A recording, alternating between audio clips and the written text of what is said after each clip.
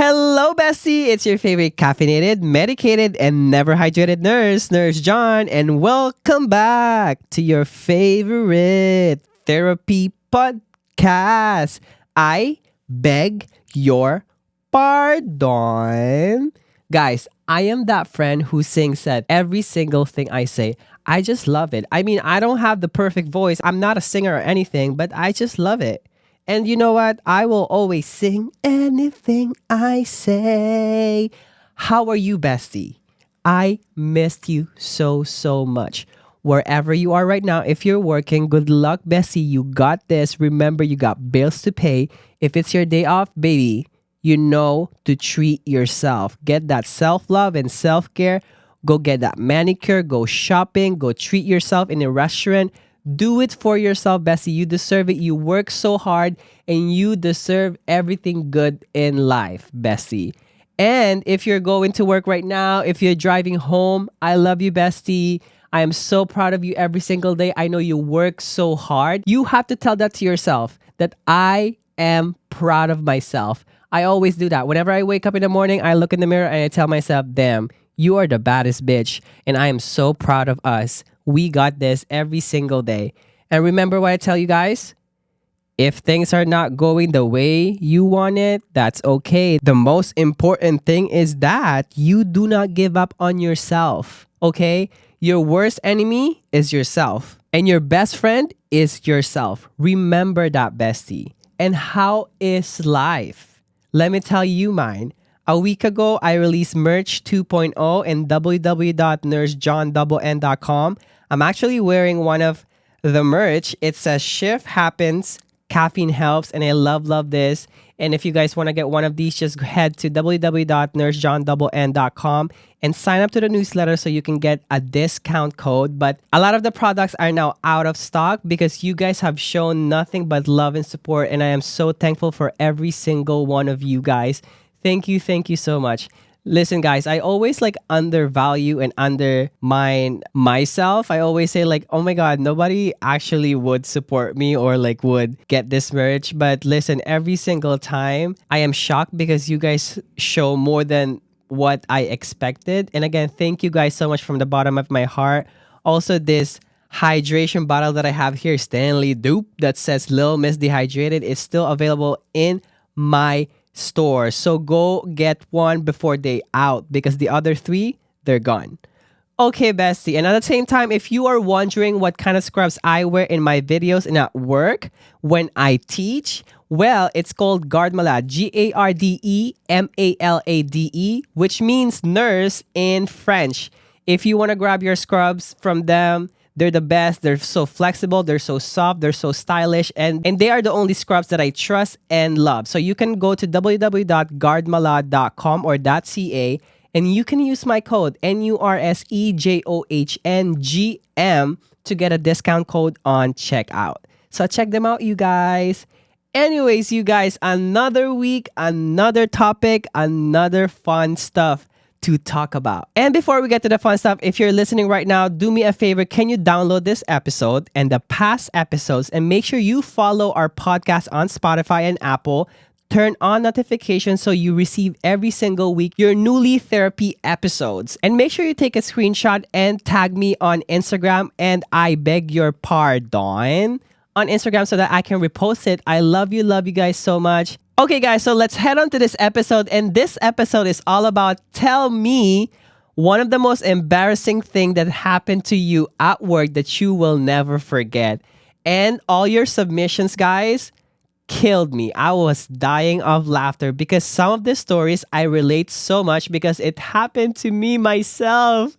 And baby, they're not just embarrassing story once. They stick to my head and now they're like a trauma that I would never ever do again. And I've learned from them. So let's get cracking, you guys. Are you ready? Get your popcorn, get your coffee, medication, and hydration because bestie, you're gonna laugh your ass off. Let's get into it. All right, our first submission. Might be too late, but last week, Halloween week, I was on midnight. I'm a housekeeper and I was called to a floor to collect some waste from an outbreak floor. It was 6 a.m. The room door was closed. I opened it and half screamed because it was so dark, but I saw about six figures surrounding the patient bed and they all turned and stared at me. Turns out the patient was palliative and it was family members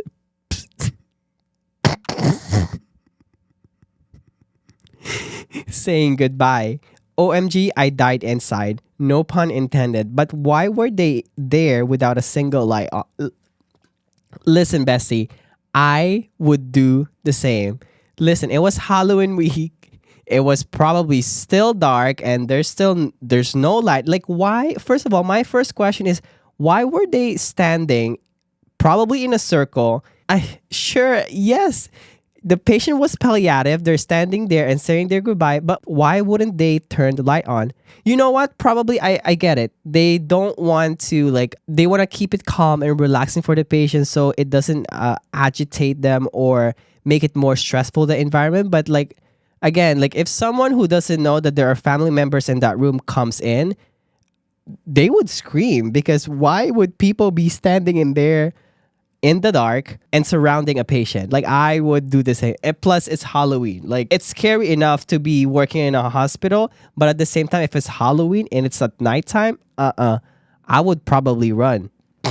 That is so funny. Next, not mine, but my nursing instructor was taking care of a patient who was oh my God, you guys. Okay, trigger warning. There's a suicide in this story, but wait a second, listen to it. But if you don't want to listen to this part, you can just skip it. But here's the story. Not mine, but my nursing instructor was taking care of a patient who tried to commit suicide by hanging themselves. At the end of her shift with this patient, she was trying to be encouraging and told the patient, hang in there. Immediate chuckles into laughter from the patient, and my instructor turned beet red and kept apologizing. Oh my God. I did the same thing with a patient, but not in the same scenario. So I had a patient and he was very insisting of leaving the hospital. And of course, I would not force him to stay in the hospital. So I gave my patient an AMA and I said, just sign this and you can walk away freely, without realizing and forgetting the fact that my patient was a double amputee.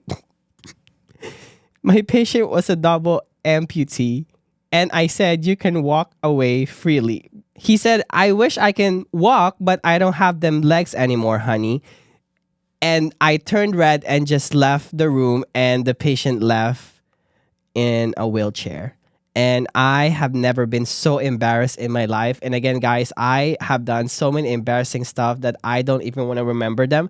But it always hunts me down because I feel so freaking stupid. This is sad, but at the same time, her saying hang in there is way too funny. Next.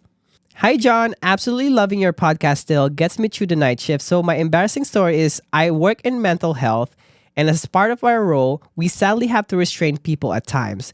This one restraint, we were trying to put a man in hold after he had been assaulting staff.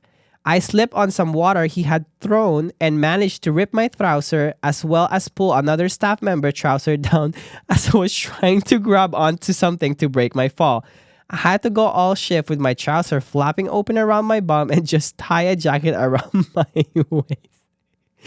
Girl, don't you guys have a scrub machine that you can borrow a scrub pants or something? We do have that in our hospital. It's just that you need a card to be able to access that, but not everyone has that. But girl, I wouldn't be walking around with a jacket tied in my waist. At least it looks like a gown. It looks like you're in a Miss Universe pageant. You should have done a runway in the hallway, period. This is so funny. Next. Most embarrassing moment during COVID, I lost a lot of weight from the double shifts and not having much time to eat. Period and truth. I had not realized how much weight I had lost until one day while pushing medcart, my scrub string came undone and the pants fell down a significant amount in front of all the staff. I was made fun of the rest of the week. Listen, guys, I told you when people are asking me John, how are you so fit? Okay, first of all, I do go to the gym. But at the same time, I learned not to eat much. I learned to survive with applesauce, chocolate pudding, or crackers during the time that I was working during COVID because there's really no time to eat. Like I'm too stressed even on my break time, so I don't have that appetite to eat. So then my stomach got used to just eating once a day. And even now, I only eat once a day and I feel full even eating like half of a plate. So yeah, listen, a lot of healthcare workers can relate to this because a lot of us don't even get a break time. Or we do get a break time, but guess what? They're interrupted anyways and they're like 15 or 30 minutes. Listen up. You will lose a lot of weight in healthcare. If you want to lose weight and the gym is not for you, just work with us as a nurse. We will take you and we will welcome you in our short staff unit. But baby, I'm telling you, you can probably do 10,000 steps in less than 8 hours. I'm telling you that. The amount of running and walking that you have to do in a short staff unit is crazy. I'm telling you. Next. A couple weeks ago, I was working a day shift, rushing to help get people ready for bed since the night shift was going to be short staff. I was in a patient's room helping them with their dentures. In the morning, I forgot to dump out the old water in the denture case, so I poured old dirty mouth water all over my legs. I had a meltdown at the nursing station, went to change into hospital scrubs, went back into the same room, bent over to clean up a spill, and ripped my pants in front of them. I just walked out, put on patient's PJ bottom, and cried from 5:30 to 7:30. Oh my God, girl. That's a lot of unfortunate events at once. And I'm telling you, I would be like, guys, I need to just go home today. So many times in my shift, so many things happens at the same time that's so unfortunate. And it just ruins my whole shift. And I just want to finish my shift because I'm like so done.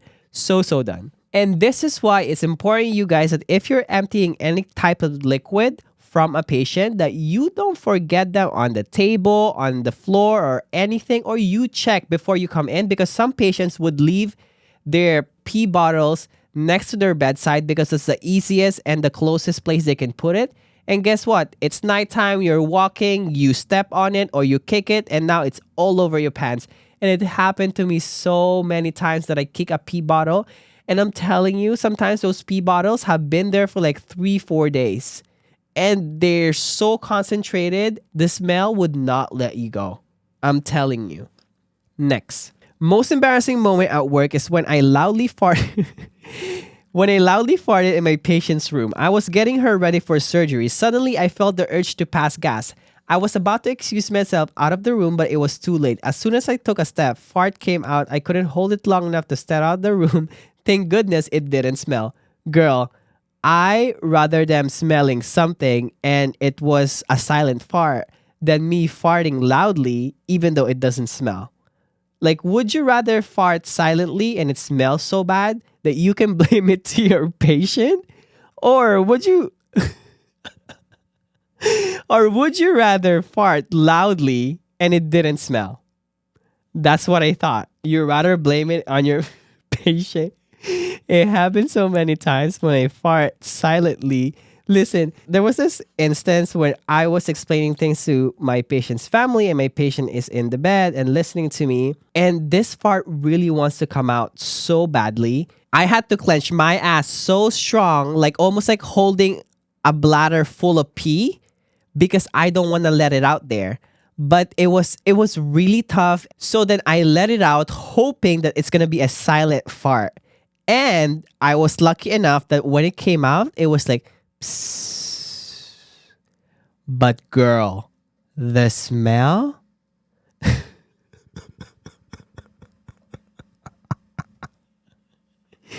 And the funny thing was, my patient haven't farted for the past 3-4 days because his bowels were sleeping. Like, it wasn't like, it's not a condition or anything, but it was after a surgery. So there was not much like movement or whatnot. Like, he hasn't shit for like 3 days and no fart or anything. So basically my fart ripped out in that room and so everyone was smelling it. And so the daughter of my patient was like, "Oh my God, Dad, is that your fart? Is that how a 3-day long fart smells?" But she was so happy because finally her dad farts. But I just cannot tell her that it was my fart and it wasn't her dad. And her dad was like, no, I don't think I farted. But her daughter was like insisting, no, no, no, dad, I smell it. It's real fucking bad. And listen, I just left that room without saying anything. And I was so red when I got out of that room. I was like laughing so hard. I went to the dirty utility room and I just died laughing.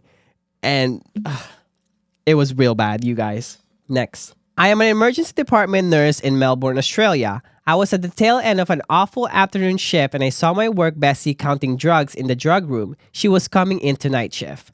I went into the drug room and hugged her from behind without her seeing who I was. And then I did a little boop as I gently honked her boobs from behind. Turns out it was my work bestie. It was a new nurse. It was her third shift. We've never spoken about it. Thankfully, I didn't get Listen, you guys, even the new grad starts to look like the senior nurses when you're burnt out. We all just look alike. That's why it's very important, you guys, that you drink your caffeine and you stay awake because sometimes you hallucinate. You see things that's not there. And next thing you know, you be doing this kind of stuff. And you're the most embarrassed person for the next, what, 6-7 months? This... She probably felt so awkward in this situation, and I would feel so awkward too. Next. Oh my god, you guys, listen to this. It's a McDonald's employee. Working third shift at a McDonald's, there was a lady that was partially naked, no pants, underwear, shoes, socks, or no bra, but had a button-down shirt halfway buttoned. She was walking through the drive-thru, knocking on all customers' window, asking for $3 for a Happy Meal, and refused to stop until we called the cops. I have a video. This sounds like the hospital because also this happens in the hospital. That's why customer service, nurses, teachers, social worker, we're all in the same crap, you guys. It's the same thing. Different environment, different profession, but hey, we all have the same patient. Your customer is your patient, but listen, we also have this kind of people who would be in the hallway naked, no pants, no breathe, no nothing. And would be just screaming, walking, running, and it looks like a zoo. Most embarrassing work experience, getting flicked on the forehead with a used condom that came off while cleaning a patient who had a cold brown. Oh my god, girl. First of all, I wish that condom catheter didn't have any code brown in it, because girl, already that's nasty, but imagine with code brown in it, oh, I would need to be disinfected. Bleach me for the next 48 hours because baby, that is not I was just thinking about it and I'm like and how long has that condom catheter been there? That is the question. Oh Lord. Next. It's been a year ago, but I could still vividly remember the most embarrassing moment I've ever experienced as a healthcare worker. Long story short, I had a patient assigned that I thought was dying. My coworker and I rushed to the station to call my supervisor. My patient was calling my name repeatedly. And that very scary moment as we checked my patient, he was so sweaty, his face was red and almost out of breath. And when we checked his diaper to see if he needed to be changed, I beg your pardon? I never thought that my patient was only masturbating. Pardon? So he wasn't dying? He was just and wait, he was screaming your name? Girl. This is a report, girl. Not right.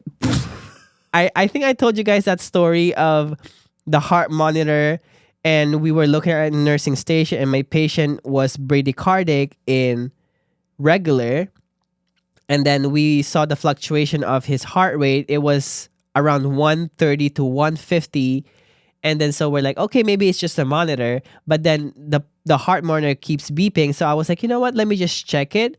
And when I went to the room, the man was masturbating. That's the reason why his heart was at 130s to 150s, because this man was watching pee. It was crazy. And I was like, you better stop this thing right now. Because I will, Some people, like, why can't you guys contain yourself? Why would you do it in a hospital? Sure, you've been there for long, but you are not at your house. Don't be rude. That's disrespectful. And that's really gross. Like, gross. Okay, next. My most embarrassing moment at work was when my clinician was performing a vasectomy, opened the door, and asked me to assist.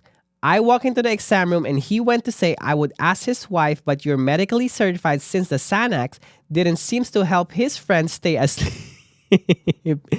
I need you to hold him down. I hope you held him on the hands, not the friend. Oh my God, this is too funny. I mean, oh my God, the Xanax didn't help. Oh, that's too funny. Oh my God, that's too funny. Next. 100% most embarrassing work experience I've had for now is one time when a hemovac exploded all over me and the patient. I was a PCT on a med-surg unit that mostly received an ortho surgery, so lots of drains. The patient mentioned to me that her drain hadn't had any output for several hours, so I emptied it before notifying the nurse. As I pressed the drain back into suctioning position, the tube popped off the device and blood sprayed everywhere. All over me, the bed, the patient, etc. I still don't know what was wrong with the drain, but they took it out soon after and my patient got a nice clean shower. It's giving Carrie. It's giving prom queen, bloody queen. Guys, I hate when I get something like a liquid from like a patient into me. It happened to me so many times. And the thing is, I wear Crocs and my Crocs have holes because my feet would stink if I wear like clogs, like closed shoes. So I wear Crocs and they're very comfortable too. And again, if you're walking a lot on your shift, you want something where your feet can breathe. Because baby, I don't like wearing rubber shoes at work. I was just never the rubber shoes girly. I'm always like a Crocs girly or a Birkenstock. But yeah, like I hate getting like fluids in my body and I would take like 2-3 showers just to make sure that it's all gone from my body because some of them really stinks. Next, I am an in-home disability support worker and I was helping my client get dressed. Her bra zipped up at the front and the zipper got stuck and as I was trying to zip it up, I accidentally smacked her nose. I felt so embarrassed and so bad. She was completely fine and we laugh about it now. But in that moment, I was so feeling bad. I mean, you probably knock her out the conscience. Like she was probably awake after that. I mean, oh my God. Next. Most embarrassing work thing is me texting my bosses by accident thinking it was text to my husband saying ass and titties. Most embarrassing work thing is me texting my boss by accident thinking it was a text to my husband saying ass and titties. And I couldn't stop the text before it's sent to both my bosses. I immediately apologized and said I had replied to the wrong conversation and my younger boss replied with classic, while my eldest boss just said oops and I thought for sure I would be getting fired. Nothing happened other than the younger boss asking me who the text was meant for at work and I said my husband and we laughed. This happened to me many times too. I mean, it's not from like work or anything, but like, oh my God, there was this instance where I was talking shit to my best friend about someone. I actually sent the talk shit to the person I was talking shit and I cannot delete it. And iPhone didn't have that button yet where you can unsend stuff because now iPhone has this option where you can unsend what you sent as long as they haven't read it. And I am so happy for this option because there are things that I wish I have never sent. But baby, before it was so embarrassing because she knows I was talking shit. That was so embarrassing and we never spoke again. Next, I'm a phlebotomist. My most embarrassing experience working in healthcare has to be going to get a labs on a patient who has who has passed, and no one told me before I went in there. When everyone came out of the room, they looked mortified as well as the family members. They were bringing in there to say their goodbyes. Family thought that the patient came back to life and were ecstatic.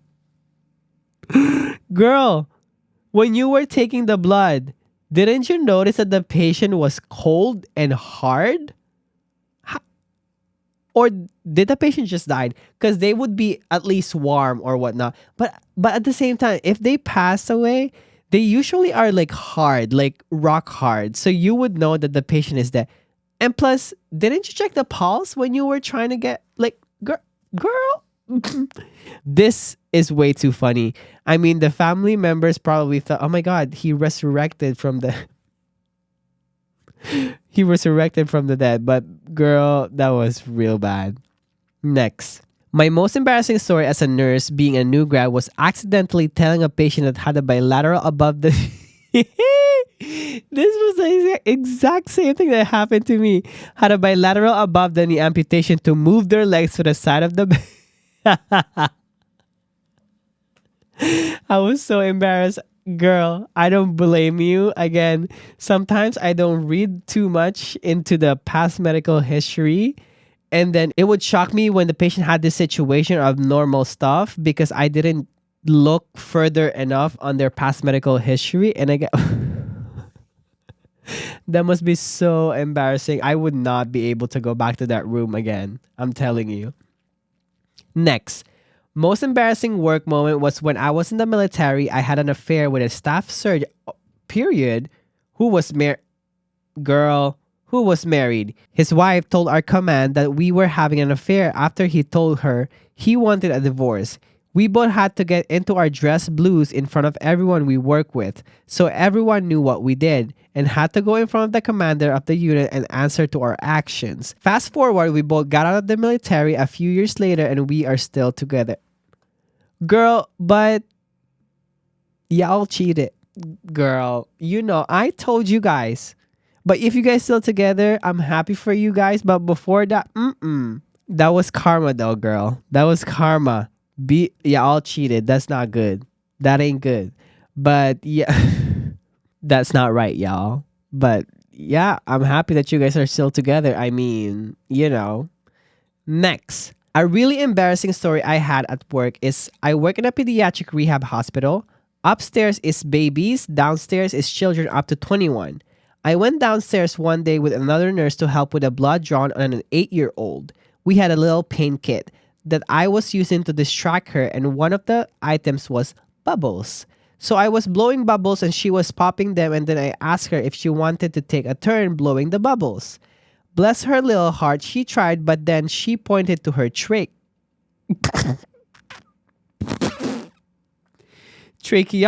and told me she couldn't, and I felt so stupid. I brushed it off and kept blowing bubbles with her, but I was so embarrassed and felt awful. We did get her blood though. Congratulations, girl. You got the blood. That was the most important part, girl. But asking someone who's trach to blow bubbles? So for anyone who's listening right now, tracheostomy, it's like a surgery or an apparatus that they make a hole here in your neck so that you can properly breathe. You can have a tracheostomy because let's say you have like a neck cancer or there's like tumor or anything. It basically just helps you breathe properly, or laryngectomy. But there are other cases that you can use tracheostomy. So basically when you have a tracheostomy, you're breathing from this apparatus on your neck. That's where the air is coming in and out. Sometimes I think your nose is still intact and you can still, you know, like breathe in some air from your nose. But in laryngectomy, I think you can only breathe out and breathe in from your apparatus in here. In tracheostomy, the nose is passing some air inside. But yeah, that's way too funny. I have no I would feel so bad too. Next. I was taking care of an inmate from the local jail. He was shackled and was accompanied by sheriff. The sheriff was chatting me up and was downright flirting. He asked me if I had to work that weekend, and I said without thinking, no way, no way, I've done my time. Of all the expression in the world that I could have used, the sheriff nearly choked and the inmate did not look amused. I mean, that's way too funny, you guys. Lucky for you, you're out, girl. Sorry that you already served your time while I'm serving. I mean, like, he deserves that for whatever he did, but period per. Most embarrassing, went to the bathroom and the toilet paper came with me down the hall. Wasn't on my shoes, it was coming out of my skirt.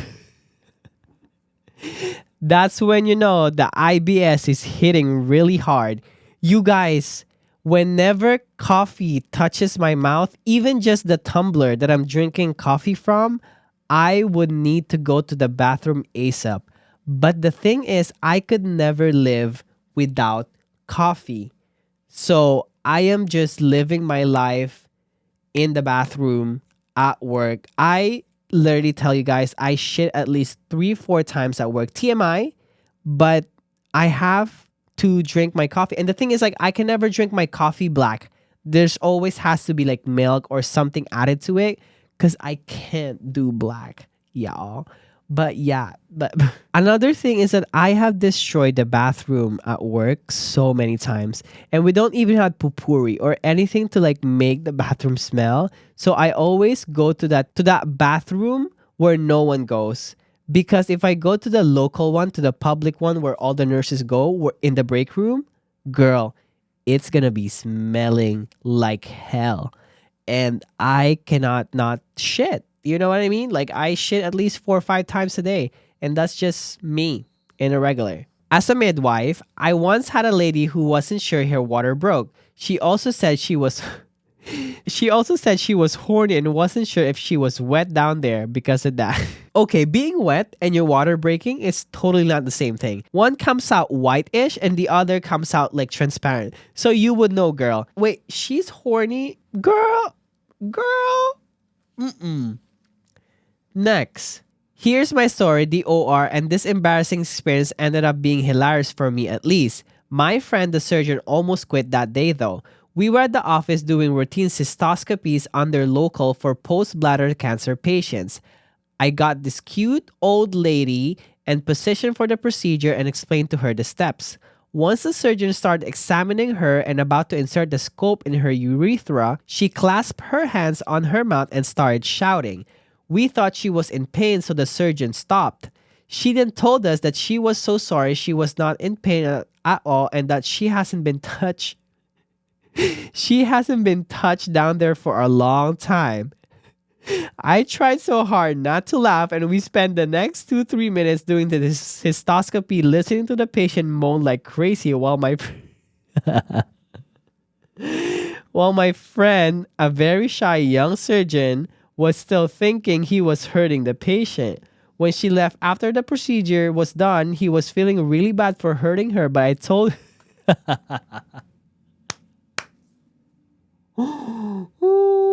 yeah, oh, I swear, if you work in healthcare, you would see the unthinkable. You would experience the unthinkable. I swear, I've seen so many things that I don't think would ever exist, and that it's only in film or it's imagination. But hey, when people go to the hospital, they bring in some crazy shit that you've never heard before, and it only happens to them. And I can't do it. Next. My most embarrassing work story was when I was doing a working interview for this dental office. It's been 9 years since I wore the scrubs. I don't know what I was thinking. Instead of buying new ones, I squeezed into this super tight pair. I had to cut the top just so I could pull it up past my thighs. So when I bent over to get an x-ray sleeve, my scrub bottom tore right down my middle, flashing everyone flashing everyone in the front. I grabbed an x-ray protection jacket and fled to the bathroom in shame. A year later, I'm still working in the same office. This is what happened, you guys, when you all try to be so cheap. And I know we don't all got money, but baby, if it's not fitting, girl, don't push it, because next thing you know, this is what's gonna happen. And it happened, girl. Basically, you flash every... I would feel so embarrassed too.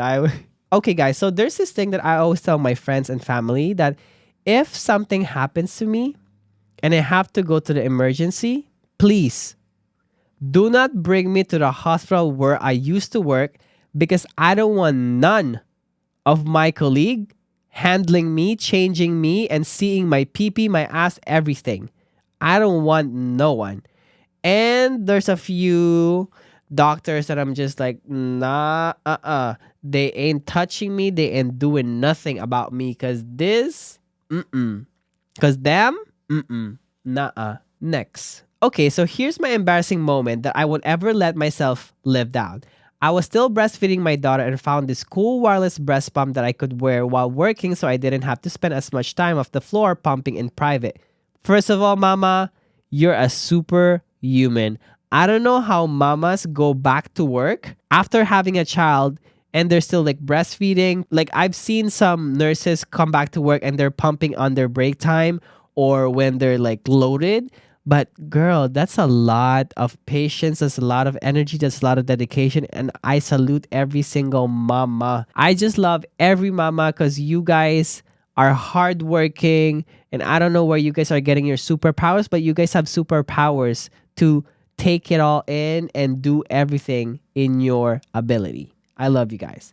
Anyways, so one night I had a patient who needed a total bed change. I happened to be wearing my wireless pump. I was thinking to myself, I am superwoman. I'm doing it like a boss. You were, mama. Nobody even know I'm pumping. After we got the patient cleaned up, I was adjusting the blanket to tuck them in, and when I leaned over the patient to grab his sheet, my pumped leak and breast milk poured out of my shirt and soaked the patient in their bed. I was mortified. The patient was confused, but my aide thought that they had used the bathroom again. We did another bed change, and when we walked out, she noticed my shirt was soaked as well. I had to confess, and she laughed so hard, so I'm just glad the patient didn't realize. That must be so embarrassing. I mean, like, not only you soak yourself, you also soak the patient. Double trouble, baby. Double trouble. Okay, you guys, our last story. Here's my embarrassing work story. I am a neonatal nurse, and one of my primary roles is to educate parents on their care and needs of their premature infants or babies with other health complication. Where I work, we don't have private patient room with doors. We have bed spaces, which have curtain instead of doors, so you can pretty much hear and see anything happening as you walk by. One day, I was standing in a patient's bed space with the baby's mother talking to her and teaching her about baby bottles and feeding. I had just eaten lunch and was feeling a little bloated. I already think where this is going. I took a step or move and accidentally let out a loud fart in front of the baby's parents and whoever else was nearby. I felt mortified. I apologized and the mother said, "That's fine. I keep talking." And I kept talking like nothing happened. That made me feel better, but I was so humiliated afterwards. You guys, I cannot count how many times I wanted to fart in my patient's room, but I cannot because I am so embarrassed to do it because I just know what my fart smells like. Like, my fart never smell like nothing. There is always a smell, okay? And TMI, I'm sorry for sharing this to you, but you're my best friend and you're gonna know everything about it, okay? But so many times, you guys, it's always a silent fart. There was only these 2 times when I fart so loudly, I had to blame it on my patient. And I'm sorry to the 2 patients that I blamed them for it. But you guys, you cannot know it was me because that was disgusting. And the thing is, there's always family members around and I just can't. So what I do is I always make sure that I bring one of those deodorizing thing that we have in the hospital and always put it in my patient's room just to make sure that if I ever fart, that thing can counter it. And it smells like lemon drops. So that's good. But yeah, like that is so embarrassing. It happened to me many, many times. Or I was explaining something to my patient and I burp. And it's not like I burp like very gently. I burp like a bullfrog or something, like a freaking big ass frog. And like I just know how I look like in front of the people that I burp. And it's so bad, you guys. Oh my god. Anyways, you guys, I think we've all had our embarrassing moments, and some of it you can forget about it, and some of it sticks in your head and it becomes trauma and PTSD, and it teaches you so much that you are never going to repeat that again. Oh my god, you guys, we can continue with all of these stories, but listen, guys, we have another week to be listening to a new podcast episode. Well, you guys, thank you so much for listening to this episode. And I hope you had a good laugh, a good scream, a good crying laugh, or anything. And again, Bessie, do me a huge favor by making sure that you download this episode and all other episodes, and make sure you follow and turn on notification of the podcast on Apple and Spotify. And also leave us a 5-star review on Spotify and Apple, and making sure that you share it and tag me on Instagram.